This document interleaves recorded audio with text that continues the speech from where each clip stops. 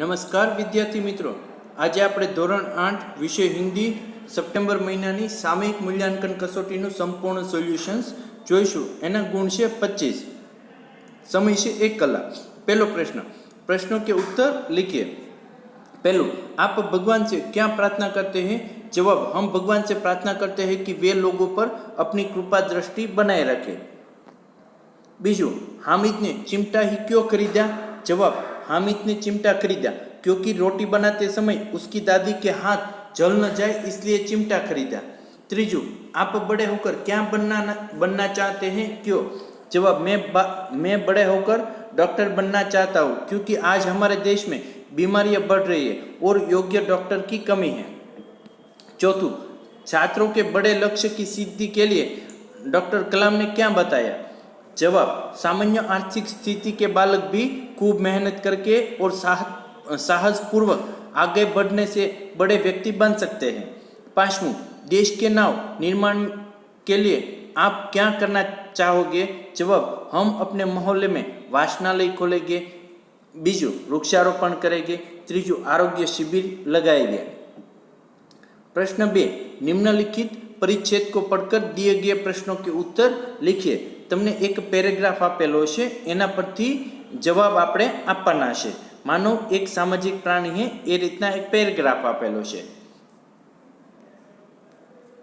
આપણે પ્રશ્ન જોઈએ તો પહેલો પ્રશ્ન, पारस्परिक सहयोग के लिए मनुष्य को क्या करना चाहिए?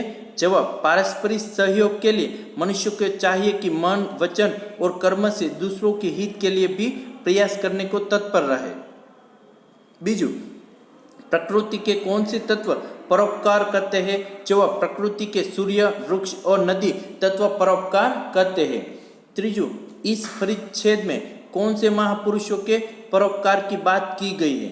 जवाब, इस परिच्छेद में गांधी जी, मदर टेरेसा, ईसा मसीह जैसे महापुरुषों के परोपकार की बात की गई है।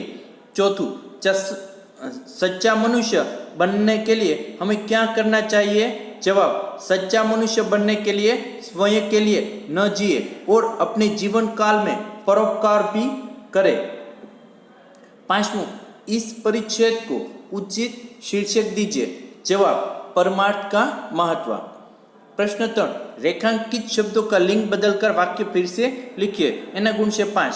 पहलू, छात्र पाठशाला में पढ़ने जा रहे हैं, तो जवाब, छात्रा पाठशाला में पढ़ने जा रही है। बीजू, मालिन पौधों को पानी पिला रहा है। जवाब आवश्य, माली पौधों को पानी पिला रहा है। त्रीजू, ब्रिटेन के सम्राट कौन थे? जवाब, ब्रिटेन की महारानी कौन थी? चौथू, सेठानी खाना पकाती है। जवाब, सेठ खाना पकाता है। पांचवूं, हाथी कदावर जानवर है। जवाब, हथनी कदावर जानवर है। प्रश्न 4, वचन बदलकर वाक्य फिर से लिखिए। एना गुण से 5। पहलू, मैंने कविता लिखी, तो जवाब आवश्य, हमने कविताएं लिखी।